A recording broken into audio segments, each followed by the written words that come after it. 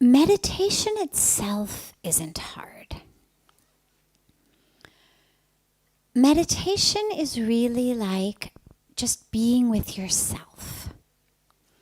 But it's your true self. So let's say you get home and you've had a really hard day at school, okay? And you took exams that you weren't prepared for and it all went wrong and you don't know exactly what your grade was, but you feel like I didn't do well in the exam. And maybe you had a fight with your best friend and just everything from morning till night, from morning till afternoon felt like it went really wrong. So you come home and you're feeling very upset and very stressed and you decide, I'm going to take a hot bath. Now, I know that's not exactly something 9-year-olds usually do, but when you get older, a hot bath is going to sound like the perfect answer to that. But here's the thing. When you go to take a hot bath, and when you get into the bath, there's a sense, and again, probably you haven't yet experienced this, which is good, but you will someday. You get into the bath and you go, ah. And it's just this beautiful sense of relaxation. But what's the most important thing to do before you get in the bathtub in order for it to be nice? Very good. Look at that. My star student. Yes, exactly. Take off your clothes. Because a bath with all of your clothes on, if you got into the bathtub with your school uniform and your shoes on, it wouldn't feel very relaxing. So what meditation really is like taking off all of your clothes so that you can have the experience of, But instead of just having it in your body, you have it very, very deeply inside of you. You have it in your heart, you have it in your soul, you have it in your spirit. You feel like, I've come back. I've come back to who I am. But in order to do that, you have to take off the rest of the stuff. And what the rest of the stuff is who I think I am. So like, I could look at you right now and I could say, if somebody asks me, so what is Hariom's body like? And I would say, well, he's got a nice zip-up hoodie and a pair of, blue track pants. But we know that's not your body. Those are just the clothes you've put on your body today. Tomorrow you'll put different clothes on. If we really wanted to know what your body looked like, and don't worry, we won't make you do it, I would actually make you take off all your clothes, because only then would we have a clear sense of what your body looks like. And in the same way, when we want to have a sense of who we are, well, we have to take off the stuff that looks like us, like your sweatshirt and your sweatpants look like you, but they're not you. You know that. You know that there isn't actually a naked body under that, like under all of our clothes. And in the same way that there's a naked body under your clothes, there's a real you under the things that you think are Hariom. So you think, okay, I'm 9 and I'm British and I'm a boy and I'm in 4th class, 3rd class, 4th grade, 5th? 5th grade. Okay, he's in 5th grade. And I'm my parents' son, and if you have a sister or brother, you're their brother, you're your best friend's best friend. So those are all the things that you think of yourself. Maybe I'm good in math, not so good in art, or vice versa, however it may go. You think those are all who you are.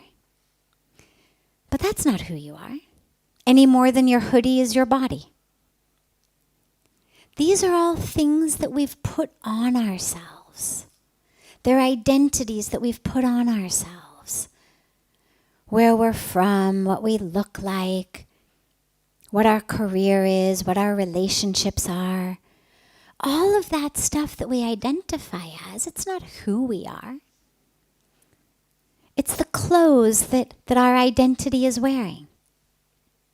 So just like right now you're wearing a hoodie, well, right now you're 9 and you're a boy and you're from England. But that's not who you are.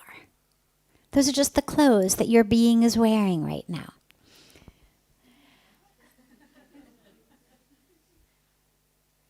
And that's why we meditate. Because when you meditate, then suddenly there's no 9-year-old, there's no British or Indian or American or Japanese or Chinese.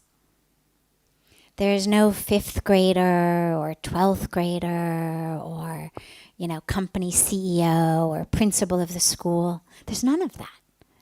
There's just soul. So when we meditate, we take off that. And so all of the different practices, and when we come back to our meditation later, I'll guide you through a practice.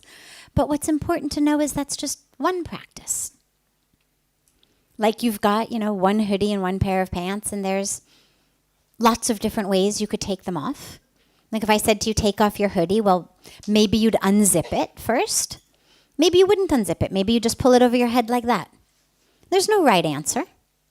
There's no right way or wrong way to take off a sweatshirt. Just like there's no right way or wrong way to meditate. All that matters is you get it off. And in the same way in meditation, whatever technique or practice we may use, all that matters is it gets us free of who we think we are. It gets us free of that identity. There's a wonderful story of 3 men who are stranded on an island. And they're praying to God that they should be saved. And one day they wake up and there's a canoe on the edge of the island. And they're very, very happy because, wow, now they're going to have a canoe and they can go back to the mainland and be safe. So they get in the canoe and they row it back to the mainland. And they're saved, and a couple of weeks later, someone sees them in the market in the village holding the canoe on their heads. And the 3 men are in a line, and they've got the canoe on their head, and the person says, "Why is that canoe on your head?" And they said, "Oh, this canoe, it saved our life. We were stranded on the island, and this canoe, it was there, and it brought us back." And the person said, "Well, that's great, but why are you carrying it on your head?"